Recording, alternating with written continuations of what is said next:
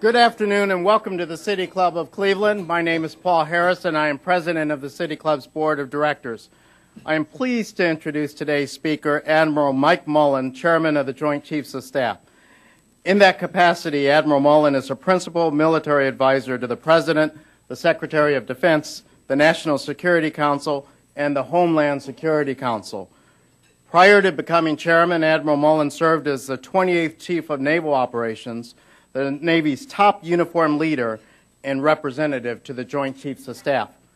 Admiral Mullen graduated from the Naval Academy and 3 months after graduation reported aboard a U.S. destroyer for duty as an anti-submarine officer, where he deployed to the Western Pacific and participated in combat operations off the coast of Vietnam.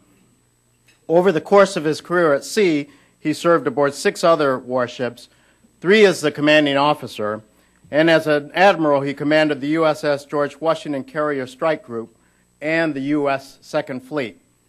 On land, Admiral Mullen has served in leadership positions at the Naval Academy, in the Navy's Bureau of Personnel, in the Office of the Secretary of Defense, and on the Navy staff. From August 2003 to October 2004, he served as the 32nd Vice Chief of Naval Operations. During the first half of 2005, Admiral Mullen served as Commander of NATO's Joint Force Command Naples and Commander U.S. Naval Forces Europe, leading the alliance's peacekeeping operations in the Balkans and its training missions in Iraq.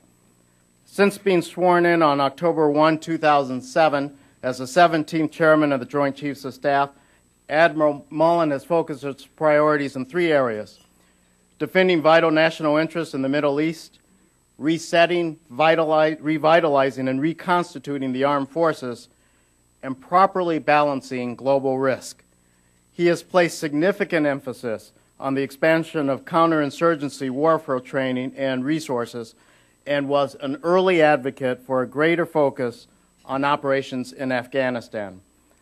Admiral Mullen, and he would probably say that his wife has shared in this effort, has devoted significant time to the advancement of warrior and family support initiatives, including survivor benefits, suicide prevention, mental health, wounded care, and veteran employment and education.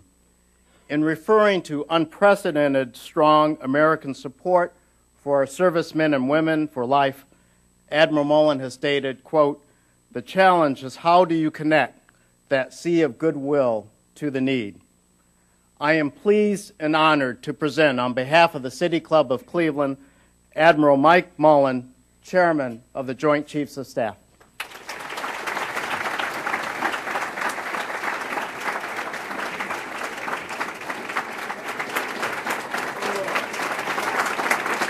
Thank you. Thank you.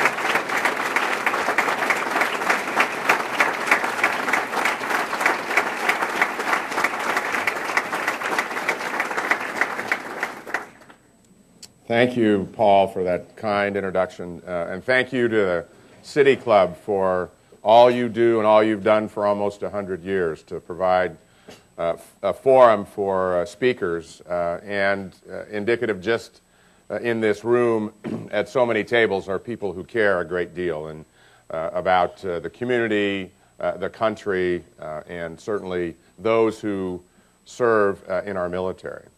I'm oftentimes asked about the future of our military and will we be okay. I actually, just before this, the luncheon started, had the opportunity to present an award to a young man, a first-class petty officer who's a recruiter in the area in the Navy, and standing by his side was his wife. And though we are going through challenging times, I assure you that there are ceremonies like this that occur frequently, and the young people that we have serving today, which give me great comfort that we're just going to be fine. And I'd like to ask Petty Officer Bud and his wife to just stand up and be recognized.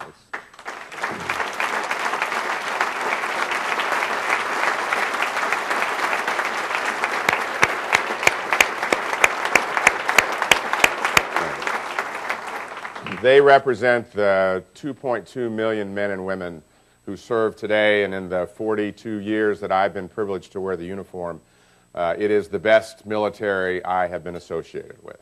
And as Paul said in the introduction, since I've been the chairman coming up on almost 3 years, I've tried to focus on 3 priorities. First, address the broader Middle East and the instability that's there. We're in 2 wars. We're transitioning in Iraq and continuing to build forces and capability in Afghanistan in what is an increasingly challenging region. And yet there are additional challenges in the broader Middle East. I describe it, they go from Tehran to Beirut and certainly beyond that into South Asia. The second area is what I call the health of the force, to reset the force. We've been through a tremendous amount over the last several years, and that is really why I came today, and I want to talk specifically to that. And then thirdly, it is to recognize there's a lot going on in the world beyond just the Middle East.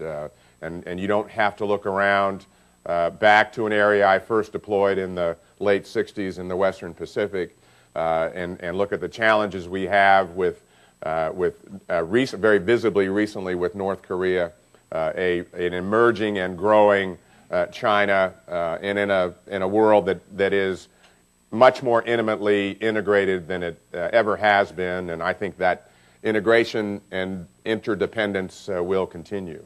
We don't have to look far from home these days, just south of us, in terms of the drug wars that are going on there, the effects of those, and the relationship, the strong relationship between us and Mexico, and even south of that I think is an imperative for the future. Certainly growing challenges coming out of the continent of Africa, a relationship with Russia which is also growing at an extraordinarily challenging time. And I underpin all this, and it's in great part comes from just my exposure very early in the Navy when I traveled so much around the world, with a principle that parents around the world universally want to raise their kids to a higher standard of living. They'd like to do it in peace and quiet, and it takes a growing economy. It takes jobs and employment to be able to do that. What I'd really like to do for the next few minutes is focus on our people, and I specifically asked Petty Officer Bud to stand up just to emphasize, and his wife, just to emphasize that we are in great shape. We've got the best young people we've ever had from my experience, and they've been through a lot. We're in 2 wars. If you were a 10-year-old son or daughter in 2001 and your father was or mother was in the Army and you're in one of our major units, and it's mostly dads, you just deployed or are about to deploy for the 5th time. Most of those deployments have been 1 year in length. Initially 6 months, then 8 months, then 12, then 15, and 15, and we're back down to 12 months. And that young boy or girl of 2001 is now a young man or woman that just went off to college. And mom or dad have not been home very much in that time frame. And for the spouse that remains behind, they've been through extraordinary sacrifices and challenges as well. And this is a much different operational tempo than we've ever had as a military. And we've become more resilient both in our military and in our families. We've addressed the issues of preparing to deploy, deploying, return from deployment, but we've done that as we've learned over time, particularly with our ground forces. And we've gotten to a position where I think we need to start building that resilience in literally on day 1 when someone enters boot camp. They are extraordinary. They have served exceptionally well. As Paul indicated in the introduction, my first war was Vietnam, and so that's a backdrop for how I view a great deal. And there were a couple of things that, when these wars started, that I thought of immediately. First, will the American people support our men and women in uniform? And categorically, I can say, across the board, they do. That was not the case in the late 60s and the 70s when I started in the military.